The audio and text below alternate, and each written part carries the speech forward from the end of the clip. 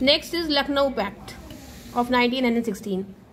The Lucknow Pact was an agreement between the Indian National Congress and All Indian Muslim League. इन दोनों के बीच में agreement था ये. At a joint session held at Lucknow in 1916 में ये session Lucknow में हुआ था. ये 1916 वही टाइम है जब गांधी इंडिया आए थे और खेड़ा और चंपारण वाले जो मूवमेंट थे वो उसमें पार्टिसिपेट कर रहे थे. ये उस टाइम की बात है. The Muslim League led by Mohammad Ali Jinnah wanted to use this opportunity to press for constitutional reforms.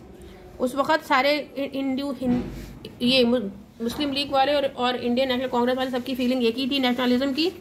उस वक्त कोई पार्टीशन की बात नहीं थी. पार्टीशन वाली बात मोहम्मद अली जिन्ना ने 1940 में शुरू की और ये शुरुआत हुई थी 1930 में.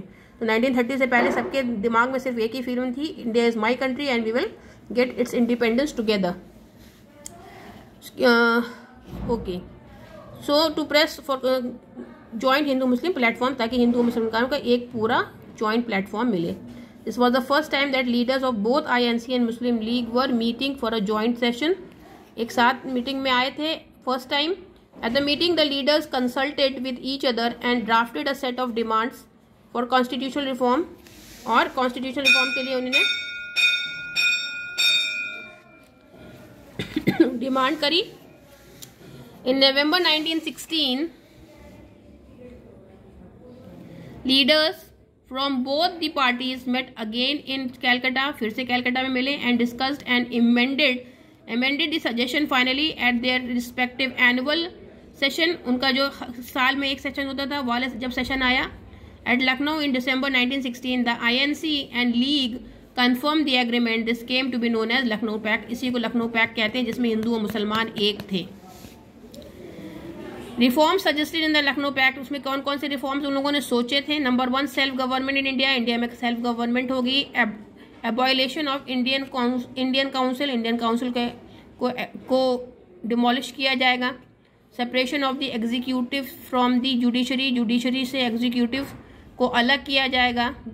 जो जुडिशरी है बिल्कुल उसको एकदम इंडिपेंडेंट बनाया जाएगा. कोई बायसनेस उसमें नहीं होगी. Salaries of the secretary of state for Indian affairs to be paid from British coffers and not the Indian funds. Indian funds में उनको पैसा नहीं दिया जाएगा. 1/3 representation to be given to Muslims in the central government. Central government में Muslims का representation भी होगा. वो कम से कम 1/3 होना चाहिए टोटल नंबर का. The number of Muslims in the provincial legislatures to be laid down for each province. हर प्रोविंस के लिए मुस्लिम प्रोविंशियल लेजिस्लेचर होनी चाहिए. सेपरेट इलेक्टोरेट हो community until a joint electorate demanded by all. जब तक सारे लोग एक ना कहें तब तक दोनों कम्युनिटीज के अलग अलग इलेक्टोरेट्स हों. Introduction of system of weightage for minority representation. Minority के रिप्रेजेंटेशन के वेटेज होना चाहिए, यानी उनके लिए जो है सीट्स रिजर्व कर देनी चाहिए. Increasing the term of legislative council in 5 years. Legislative council का जो टर्म है, जो पीरियड है, वो 5 years का होना चाहिए. Half of the member of the imperial legislative council to be Indians. उसमें जो इंपीरियल लेजिस्लेटिव काउंसिल है उसके आधे मेंबर कौन हो, इंडियंस हों. All the elected member to be elected directly on the basis of adult franchise. जो जितने भी मेंबर्स को इलेक्ट किया जाए उनको डायरेक्ट इलेक्ट किया जाए एडल्ट फ्रेंचाइज के बेसिस पे, यानी मोर देन 18 years वाला. और 4/5 of the members of the provincial legislature to be elected and 1/5 to be nominated. जो